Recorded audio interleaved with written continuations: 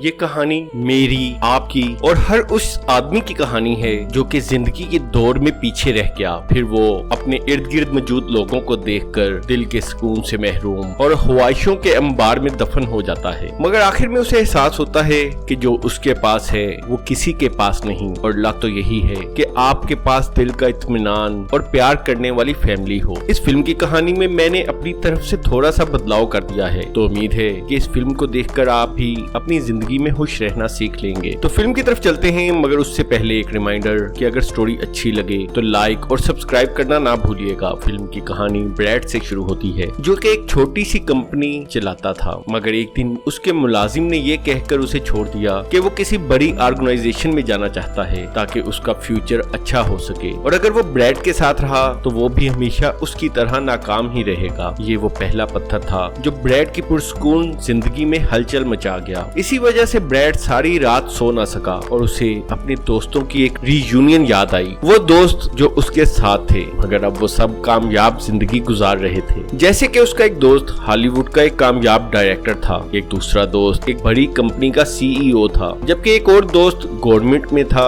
اور اکثر انٹرویوز دیتا رہتا تھا، یہاں تک کہ ایک دوست بڑا انویسٹر تھا اور وہ بس اپنا پیسہ اور وقت انجوائے کرتا تھا۔ ان سب دوستوں کے بارے میں سوچنے کے بعد وہ اپنے بارے میں سوچنے لگا۔ اس وقت اسے ایسا لگ رہا تھا کہ وہ ایک ناکام آدمی ہے، حالانکہ اس کا بزنس اگرچہ چھوٹا تھا مگر اس سے اچھی آمدنی ہوتی تھی، اس کی فیملی بھی بہت اچھی تھی، بیوی اس سے پیار کرتی تھی اور بیٹا پڑھائی میں اچھی پوزیشن لیتا تھا اور سب ایک دوسرے کا خیال رکھتے تھے، مگر دوستوں کی زندگی کے بارے میں سوچ کر اسے یہ سب کچھ اچھا نہیں لگ رہا تھا۔ اگلے دن بریڈ اپنے بیٹے کے ساتھ بوسٹن جا رہا تھا کیونکہ وہ اسے کسی یونیورسٹی میں ایڈمیشن لے کر دے سکے، اور ایئرپلین میں اکانومی کلاس میں سفر کرتے وقت بھی بریڈ کے ذہن میں اپنے دوستوں کا خیال تھا، کیونکہ اس کے دوست ہمیشہ VIP کلاس میں سفر کرتے اور کچھ دوستوں کے تو اپنے پرائیویٹ جیٹ بھی تھے۔ شاید بریڈ اسی لیے اتنا مایوس ہو رہا تھا کیونکہ کالج میں وہ سب سے زیادہ ذہین تھا اور سب کو امید تھی کہ وہ ایک شاندار فیوچر بنائے گا، مگر شادی کے بعد بس وہ ایک چھوٹا سا بزنس مین ہی بن سکا، اور اس کی بیوی بھی کوئی لالچی عورت نہیں تھی، اسے جو مل جاتا وہ اس پر ہی خوش رہتی، اور آہستہ آہستہ بریڈ بھی اونچے خواب چھوڑ کر تھوڑے میں ہی خوش رہنا سیکھ گیا، مگر اس کے دوستوں کی بیویاں مزید ترقی چاہتی تھیں اور بریڈ کو لگتا تھا کہ شاید اس کی بیوی نے اسے کبھی موٹیویٹ ہی نہیں کیا کہ وہ دولت کمائے، اسی لیے وہ زندگی میں پیچھے رہ گیا۔ بوسٹن پہنچ کر بریڈ نے ٹرائے سے پوچھا کہ وہ کس یونیورسٹی میں داخلہ لینا چاہتا، تو پہلی دفعہ ٹرائے نے اسے بتایا کہ وہ ایک بہت اچھا پیانوسٹ ہے، یعنی وہ پیانو بہت اچھا بجاتا ہے اور اسی لیے وہ ہارورڈ میں داخلہ لینا چاہتا ہے، کیونکہ ہارورڈ میں داخلے کا مطلب ہے کہ وہ ایک دن بڑا نام پیدا کرے گا۔ اور یہاں بریڈ کو پہلی دفعہ خیال آیا کہ اس کا بیٹا اگر ہارورڈ میں ایڈمٹ ہو جاتا ہے تو ہو سکتا ہے کہ وہ انٹرنیشنل سطح کا میوزیشین بن جائے، اور اگر اس کا بیٹا کامیاب انسان بن گیا تو وہ بھی اپنے تمام خواب پورے کر سکے گا۔ مگر جب اگلے دن وہ کیمپس پہنچے تو پتا چلا کہ ان سے غلطی ہو گئی ہے اور انٹرویو کی ڈیٹ تو ایک دن پہلے تھی۔ یہ جانتے ہی بریڈ کے تمام خواب جو وہ کل سے دیکھ رہا تھا ٹوٹ کر بکھر گئے، مگر اسی وقت اس کی بیوی کا فون آیا اور اس نے بریڈ کو مشورہ دیا کہ وہ کریگ سے مدد مانگے، کیونکہ اس وقت کریگ گورنمنٹ میں ہے اور اگر وہ کوشش کرے گا تو یقیناً کوئی راستہ نکل آئے گا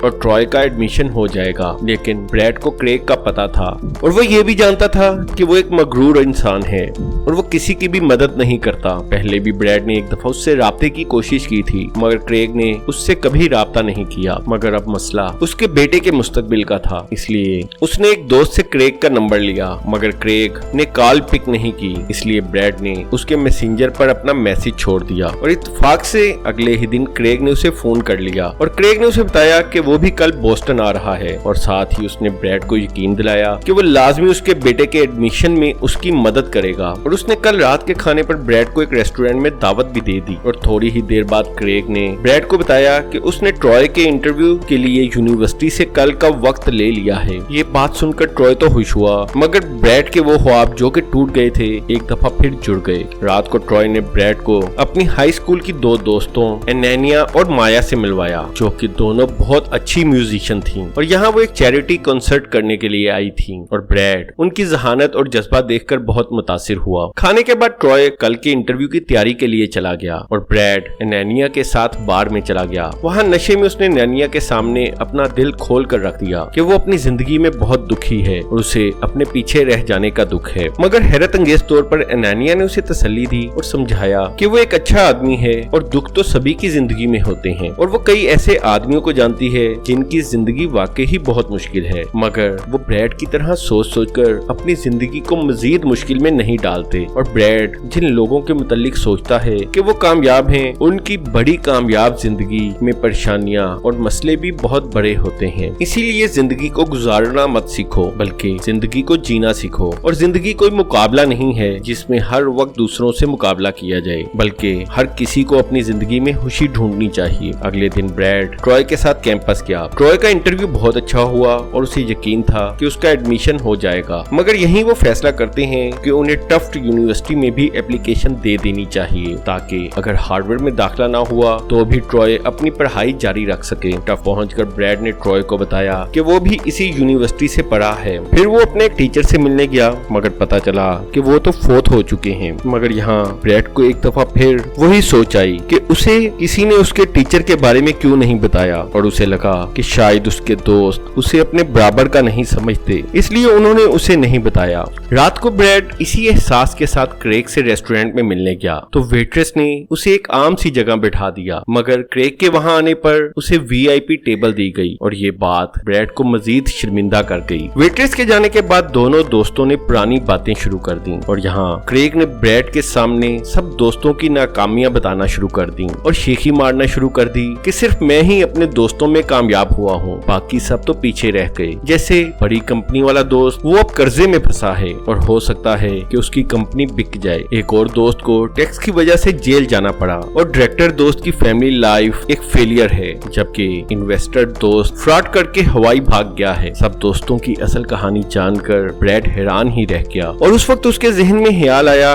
कि ज्यादा दौलत और बड़े कारोबार का मतलब ज्यादा खुशी नहीं है, और अगरचा उसका कारोबार बड़ा नहीं है मगर वो अपनी जिंदगी में खुश है और उसकी बीवी भी उससे प्यार करती है और उसका बेटा भी एक अच्छा मुस्तकबिल बना रहा है। उसी वक्त ब्रैड को अपनी पुरानी तमाम सोचों पर शर्मिंदगी हुई और वो जल्दी से क्रेग से माजरत करके वहाँ से वापस आ गया। फिर वो ट्रॉय को साथ लेकर एनेनिया और माया का कॉन्सर्ट देखने गया और वहीं ट्रॉय ने उसे बताया कि अब वो हार्वर्ड नहीं जाना चाहता, बल्कि वो टफ्ट यूनिवर्सिटी जाना चाहता है, क्योंकि ब्रैड भी वहीं पढ़ा था और उसे वो यूनिवर्सिटी अच्छी लगी है। ये सुनकर ब्रैड एकदम चुप हो गया और होटल में वापसी पर उसने ट्रॉय को सब कुछ बताया कि वो क्या सोचता और महसूस करता था, मगर ट्रॉय ने उसे तसल्ली दी कि किसी के पास इतना वक्त नहीं कि वो किसी दूसरे के बारे में सोचे और वो खुद को इन सोचों से परेशान ना करे, और हो सकता है कि वो भी ज्यादा दौलत ना कमा सके मगर वो इस यूनिवर्सिटी जाकर खुश रहेगा। और आखिरकार ब्रैड, जो कि जिंदगी की हकीकत को समझ चुका था, उसने अपने बेटे का साथ देने का फैसला किया, क्योंकि वो जान चुका था कि लोग क्या कहेंगे